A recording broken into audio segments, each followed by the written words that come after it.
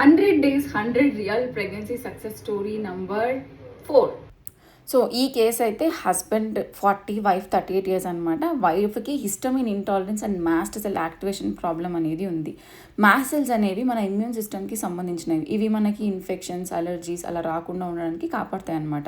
కానీ ఈ సెల్స్ అనేవి ఎప్పుడైతే యాక్టివేట్ అవుతాయో చాలా సెన్సిటివ్గా ఉంటాయి అనమాట. అంటే ఏం తిన్నా కూడా, అసలు బయటికి వెళ్ళినా కూడా ఒళ్ళంతా rashes, swelling, itching, headaches, body heat, inflammation, gut issues ఇలా చాలా చాలా ఉంటాయి. కొన్ని కండిషన్స్లో ఎందుకు వస్తాయి అనేది కూడా అర్థం కాదు, బట్ హీల్ చేయడం మాత్రం చాలా కష్టం. But I nailed it. First elimination and లో హిస్టమిన్ డైట్లో పెట్టాం. సిమ్టమ్స్ అన్నీ బెటర్ అయ్యాక ఫుడ్ రెస్ట్రిక్షన్స్, అంటే ఎలిమినేట్ చేసిన ఫుడ్స్ అన్ని కాస్త మళ్ళీ ఇంట్రడ్యూస్ చేసి సప్లిమెంట్స్ అనేవి యాడ్ చేసి చాలా వరకు ఫుడ్స్ని టాలరేట్ చేసుకునే కెపాసిటీ అయితే తీసుకొచ్చామన్నమాట. ఇదే జర్నీలో ఈవిడ న్యాచురల్గా కూడా కన్సీవ్ అయ్యారు అండ్ రీసెంట్గా బాగా పుట్టారనమాట. This case is very very special to me. నేను ఫంక్షనల్ న్యూట్రిషన్ స్టార్ట్ చేశాక ఈ కేసు వచ్చిందనమాట. బట్ చాలా సంతోషం అనిపించింది.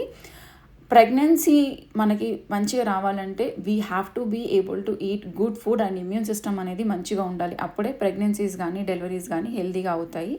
అసలు ఈ కేసులో లెంటిల్స్ కూడా పడేవి కాదు, ఒక పెసరపప్పు తప్ప ఏది కూడా తినడానికి అయ్యేది కాదు. బట్ ఎండ్ ఆఫ్ ద ప్రోగ్రామ్కి ఈవిడ అన్నీ తినగలిగారు. Mostly everything we introduced.